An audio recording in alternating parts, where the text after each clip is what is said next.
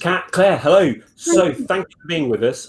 So first question, obviously you're on because you've got a great new book out. How did you come to write that book together? Why the two of you?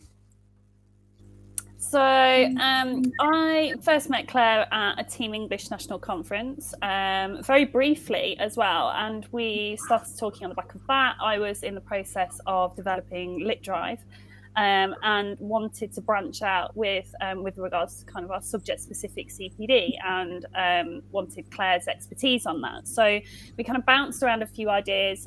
Claire became involved as our networks officer for LitDrive, and then our kind of friendship evolved from that, really. We were having several conversations around what curriculum development looked like in schools, but how the how was as important as the what, and the idea for the book kind of really was just a holistic evolution of those conversations, really. And I think that we had already found that when we had ideas, they were quite similar, and we thought very similarly. And that really cliche thing of we do tend to finish each other's sentences, or if you're on a WhatsApp message and they're going to each other and you end up saying exactly the same thing at the same time, it's borderline creepy at times. And it just meant that the book writing process was really easy, because although there were things that we would discuss and we would kind of debate around and decide which kind of direction we were going to go, actually there wasn't a single word, sentence, phrase in that book that hasn't been wrangled with and refined between both of us. And I don't think you can tell who says what at different points in the book anymore. There is a genuine sense of one voice. Yeah, I don't think we know. No. Well, this brings us nicely to a discussion perhaps about the title, because we ought to get the title of your book in. It's Symbiosis. Yeah, it's a bit messy now. Why that title? So I think one of the things that we were talking about a lot around curriculum was this idea of the relationship that a teacher has with the curriculum, and how sometimes curriculum can become this kind of separate entity, this idyllic thing. It's almost separate from what the teacher does. It's done by senior leaders or subject leaders, or it's from somewhere else. And actually, we've done a lot of reading around this relationship that you need to have with what you're teaching, and how there is that symbiotic relationship between the classroom teacher and the curriculum itself. So there's that kind of layer to it, which we thought was really important. But actually the relationship between the different people involved in that curriculum work, so from the senior leader to subject leader to classroom teacher, there is a relationship that should be really tight. And I think sometimes that when you're a senior leader, particularly if you are perhaps line managing a subject, you can't possibly know everything about that subject. And so I don't think in some situations, line managers talk about curriculum enough and talk about the nitty-gritty of the subject enough with those they line manage.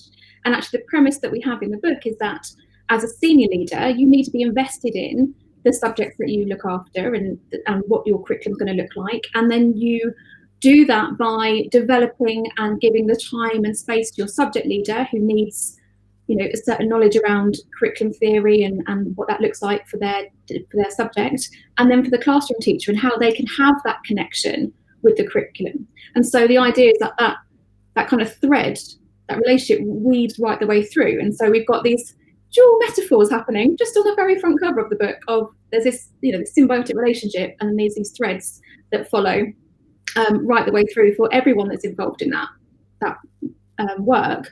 Because if you're not, I think one of the things that obviously Kat was really interested in was around wellbeing and teacher retention. Actually, that was the conversation that started this book in the first place. And I don't know if Kat, you want to kind of talk about that a little bit and how that came to be.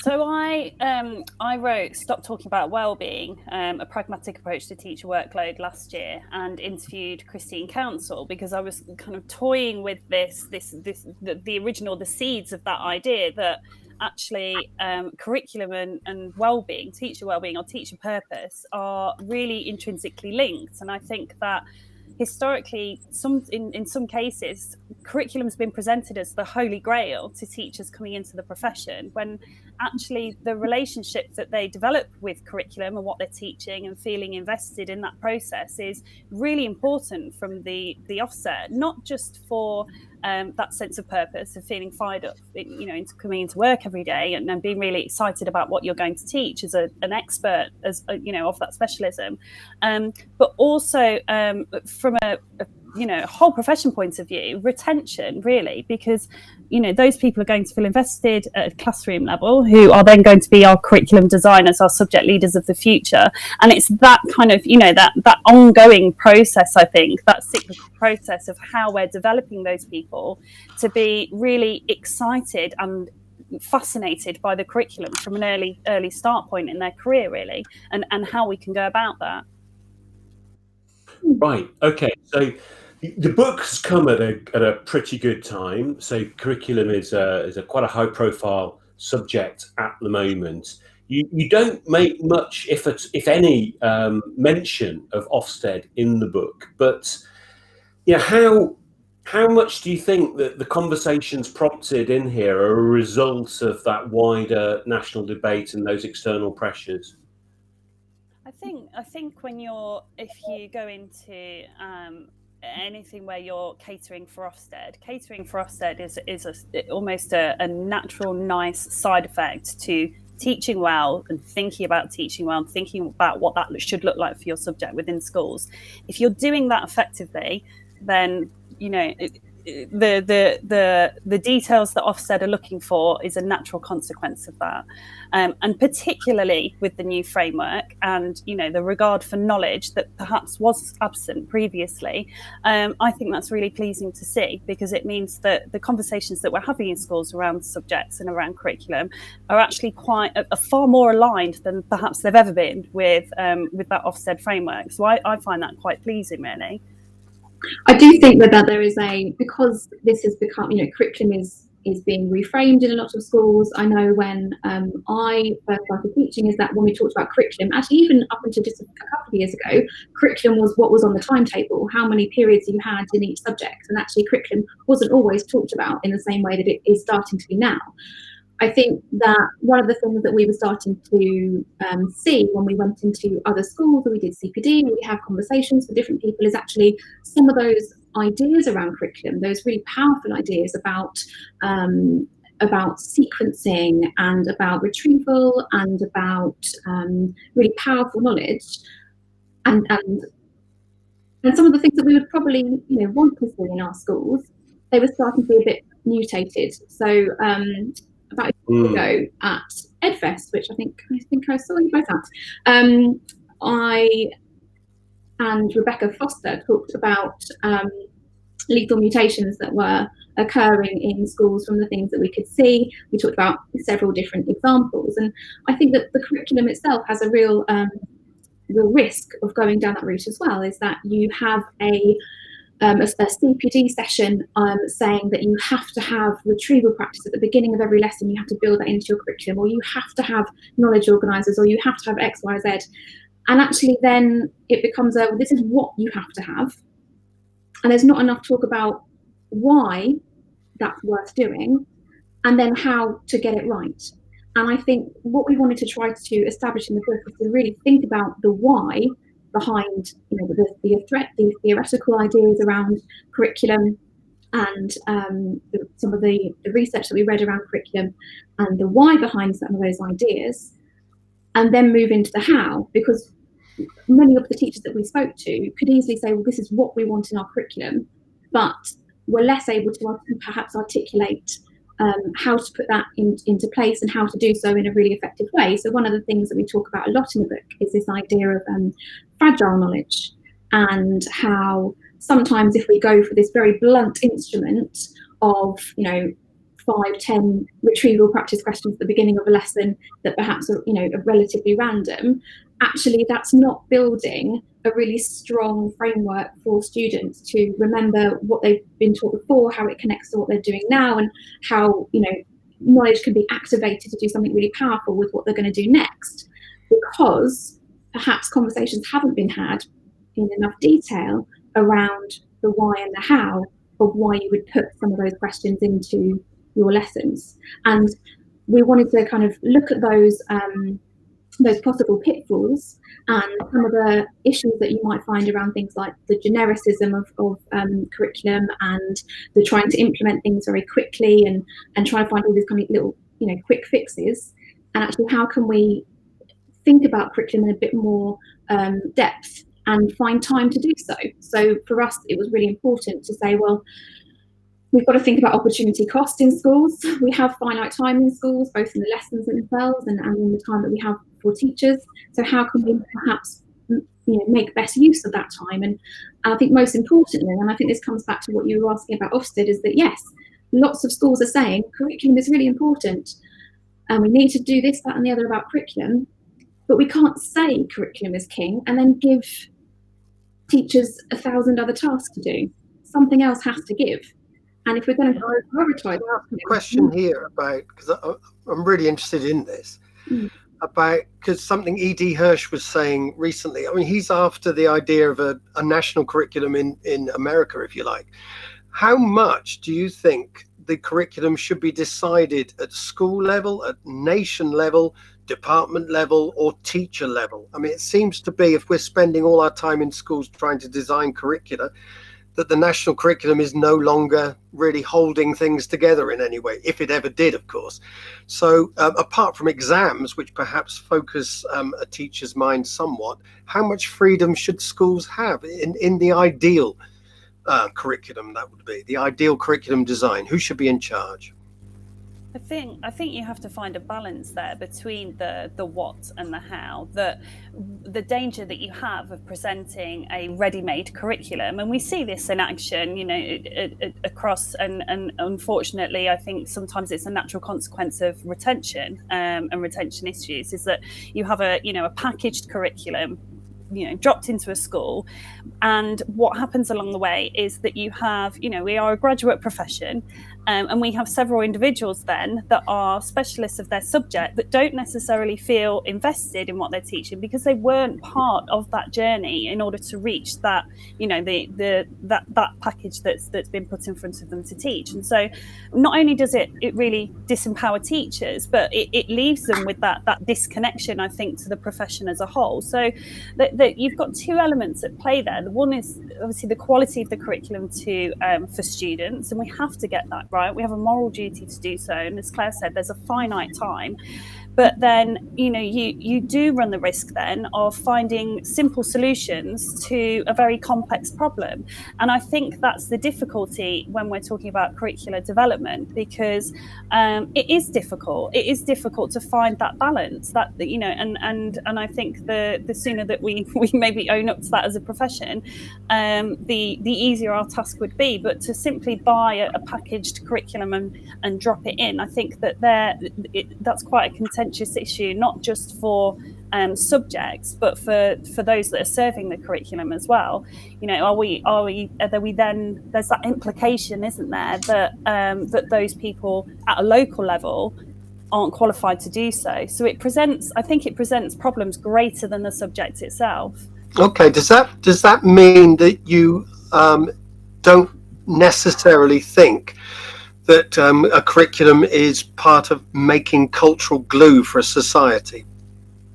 No, I think that it definitely provides the glue. I think, again, there's a balance to be had between, and I think it goes back to, again, of arguments around, dare I say it, cultural capital, that there are, as experts of our subject, so I'm an expert of English, I can articulate, the quality of English to a degree within my specialism, and that's really important to. Okay, sorry, Kat, I think we just briefly lost you, but a question or arguably a position to put, a devil's advocate position, with OFSTED sort of saying that curriculum is really important, and saying we're going to come into schools, we're going to have a look at your curriculum, we're going to make a judgment on the quality of the education you're providing to your students, but we're not going to show you what good looks like. You're going to have to work that out for yourselves. The danger of that approach is that you end up with thousands and thousands of individual curriculums being generated, lots and lots of effort being duplicated. Is there an argument for saying, here is some sort of national curriculum. You can improve on it. You can do something better, but you can't do anything worse. This is your minimum standard. Is that a reasonable position to take? And if so, what does your book have to add to that? This is something that, when we look at our curriculum, we're a free school, so we don't, have to follow a particular curriculum. But what we always look at is the curriculum that we're offering more ambitious than what the current national curriculum asks for? And I always find it really interesting that actually in some subjects there's a limited amount that they can stray from the national curriculum as it stands.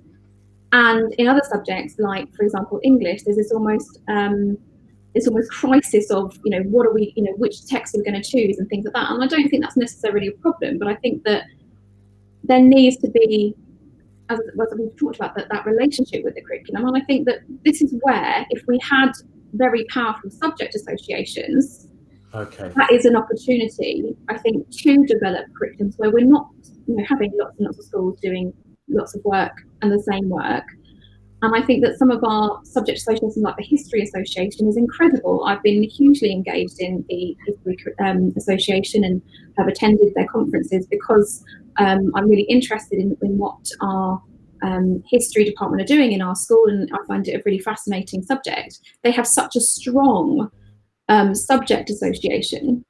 If that was replicated across other subjects, I think that is a move towards where we can get a far better model. I think that if we went too far of that kind of tight approach of saying this is what you're going to teach in every school, even if there was some flexibility, I think it undermines perhaps the context of the schools themselves, their location, their community. And I think that we have to be really mindful of who makes these.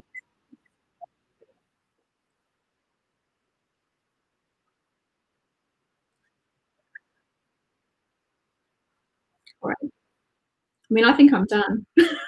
Okay. Martin, do you want to add anything to that? Okay, we've lost it. It's just unique there, I think. So I think one of the, possibly, and see what you think of this, Claire, one of the issues in education, certainly in England, is that I think right at the beginning of our career, the way the messages we imbibe as young teachers is there's a real obsession about autonomy, that individual teachers know best what their students can and should do, and that anyone who comes along and tells them otherwise is some sort of monster. Who is your book aimed at? Are you writing for the classroom teacher in order to exercise autonomy? Are you writing for the school leader? What are you hoping to achieve? I think that kind of for me misses the point. This idea of autonomy kind of misses the point, really, is that actually what the premise of the book and what the ideas in the book and the state of play that's given is this idea that this is a collective pursuit. This isn't maverick teacher going off and doing all their own thing. It's that tight, loose approach. It's that as a group, whether that's as a group within your subject association, whether that's a group within your department, whether that's a group within local schools or within your trust, or if that's a group in terms of the line manager for the subject leader, the teacher, actually it's a collective pursuit. And this idea of autonomy isn't really something we talk about very much, because actually what we're talking about is that relationship all the way through, and that connection through a collective pursuit. And we think that actually that's really good at giving this sense of purpose, that you have these conversations and you wrangle with them and you articulate why you do something and how you're going to do it with fellow experts in your subject who are knowledgeable within your school. And then actually by doing so, we help to develop those teachers, those classroom teachers, so that, as Kat mentioned before, they can become those curriculum leaders in the future, because otherwise where's our long-term planning in that? And so the argument that we make is that we involve all those people, and it isn't a case of one person goes off and does something on their own. We talk a lot about collaborative planning, We talk a lot about curriculum conversations, and we talk a lot about the kinds of questions you might ask as a subject leader to your teams, and we talk about how you might set up really effective collaborative planning. So there isn't a case of, one person's going to go off and they're going to do their own thing. Actually, you take the combined expertise of those people in your department, or those people that are externally that you use to support that work. And I think that's where the real power lies in curriculum work, because you get a sense of being genuinely part of a team. And I think I'm really fortunate in that I've always worked with people who have really wanted to pursue that and been part of that conversation and part of that collaborative work, and I've seen the power of it firsthand. One of the a short quotation from the book that I thought maybe illustrates the point that you're making, and I found interesting, was that you say supporting and including less experienced or novice teachers in curriculum work is vital to its longevity. So if we impose a curriculum and you join the profession and you just teach what's put in front of you, are you suggesting therefore that those teachers are likely to be less invested in what they're teaching and what maybe less keen to continue in the profession as a result, maybe? Sometimes I think depending on the quality of the curriculum that's being put in front of them, but I think that it's incredibly valuable to bring those people along in the preparation process and the development process of that curriculum. I think the quality of the curriculum has a great deal to do with it. If I think of when I came into the profession and had certain texts put in front of me and told that I was teaching it, I find it incredibly frustrating. I think we need to remember, whilst people are coming into the profession as novice teachers, they're not necessarily coming in as novices of the subject specialism, and we really need to utilise that. If I've got 10 English teachers sat around a table in a department, their combined expertise of English with the diversity of their degrees, am I fully utilising that? Am I harnessing, that experience? Perhaps not, and perhaps I can't always in all entities. But I would hate to, I don't want to name books, but I will. I don't want to stick holes in front of those 10 teachers and expect them to feel fully invested in what they're doing. I think when we talk about autonomy, I think that's very much talking about what teachers don't want autonomy over is perhaps more interesting to focus on. Teachers don't want autonomy over behaviour systems or administration tasks or things that take them away from those discussions around the curriculum, discussions around what that should look like in the classroom, in my opinion. And I think, can I ask a question there about holes, actually? Whilst I'm here, by the way, because I poor Louis Saka. Holes. Holes. I want to talk about holes. Talk about content, really. Is the content key? And if content is key, is it too much depth or not enough breadth? What would be the most important thing in contextualizing? You were talking about contextualizing and the importance of contextualizing a bit moments ago. Do you think breadth and depth are important? Do you think just the content is important? We should just fill the curriculum up with any old things that the teachers like, or is qualitative content important? I'll give an example of that. Holes, I take it, it's a novel, is it, or something like that? It's a work of art, Martin. It's a work of art. So it's a novel. My daughter, she's been studying. She's just gone into year 10, and she's been studying various novels over time and things like that. And then I asked her what a novel was, and she had no idea. These sorts of things. Perhaps that's my fault as a parent. I haven't told her what she knows what a novel is, but she can't describe it. And she has no idea of the history of the novel. She has no idea of the context of what a novel is. So to me, that might be quite important to give it some context before you get round to studying something like holes. Definitely. And it's the same, if we're talking just literature before going back to the wider curriculum, to what extent do we explore that literature as a response to history with students? Where do we place? Do we look at And these are decisions that need to be made at local level. It's never about, you know, what I like or what I don't like. You know, it's never about that. I think it's about objectively looking at the quality of what you're putting out there. But yeah, that idea of contextualisation, I think, is really important. You know, and these are decisions that subject leaders have to be empowered to make. Do we explore chronologically through literature and making that decision, and what that offers students, and thinking about the right decisions for your context? But I would argue that is the role of a subject specialist. We have a duty of care to those subject leaders in order to make them think, at least as a starting point, make them think about those questions. Oh dear. Whilst we try and get Martin's sound back, and I'm sure he will come back. He's a determined, persistent chap.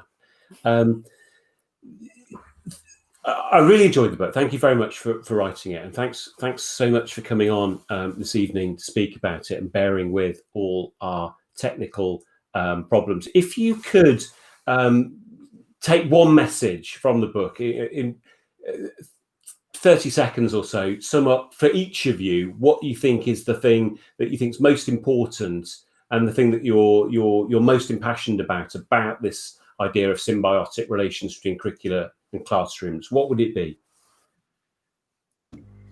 Cat's waiting for me. Claire, go. It's a big summary, isn't it? I think it's really important to empower our subject leaders and our senior leaders and our teachers with the knowledge around the theory and the frameworks that can be used to create and to design and implement a really powerful curriculum. And what we try to lay out in the book are what we think are the things that we should know around curriculum, the ways we can approach curriculum, and actually offering a framework for developing our teachers, developing our subject leaders through that work to make sure that it has longevity, and to make sure that we are offering our students the very best quality curriculum that we can. Okay. Kat? Yeah, I think that I very much started this journey thinking about retention and how to keep teachers invested and engaged with the profession. And I think curriculum is a monumental part of that. So I think the more that we encourage teachers to think about the curriculum that they're delivering and involve them in that process, the closer we are to, you know, helping them remain in the profession as a whole. I really do. Thank you. Martin, are you back? I think I'm back. I don't know. Am I back? Am I here? You're back. Do your thing. I think I've been thinking about I think also, David, as you asked before we went on to the holes tangent, was the idea of the novice teacher being involved in those conversations. And I think it's really interesting is that what we're proposing is very different to my experience when I was a trainee. My experience as a trainee was I turned up and I said, what am I teaching? And they said, go in the book cupboard and choose something. That's what I had. You've got a year 9 class. Yeah, that was my experience. Far away from what we should be doing as you can get. But what we do want to have is our less experienced teachers, our novice teachers, to be part of those conversations, not just because they can add something to it and then build a relationship with what they're teaching, but actually, and this is something that I've been finding more and more, is it's very good to have those teachers who can remind you of where that curse of the expert has come in, where you forget that you haven't gone through all the steps to get where you want students to be. And actually having someone who hasn't seen your curriculum before, or hasn't seen some of your lessons before, and talking through what you're doing and why you're doing it with them, help to see where those gaps might be and where those misconceptions might arise. And it can be a really powerful process for everybody. And so I think it's reframing how we involve our less experienced or novice teachers. And it's not saying, here you go and teach whatever you like. It's saying, we want you to be involved in this work because it's part of your development and it can improve what we're offering. And I think that is the key point that we try to come back to throughout. Yeah. And on that bombshell. On that note, thanks so much for bearing with us. I don't know if you want to add anything else, Martin, but that was. I don't know what happened with the conversation, so no, it was great. While you weren't here, we really had a good time. Yeah. But Claire Hill, Cat Howard. The book's out right now, and you can order it from the John Catt website, or you can order it from Amazon, or any decent online bookseller will have it. Symbiosis, and I hope it's very, very successful. Thank you. Thank you. Thank you.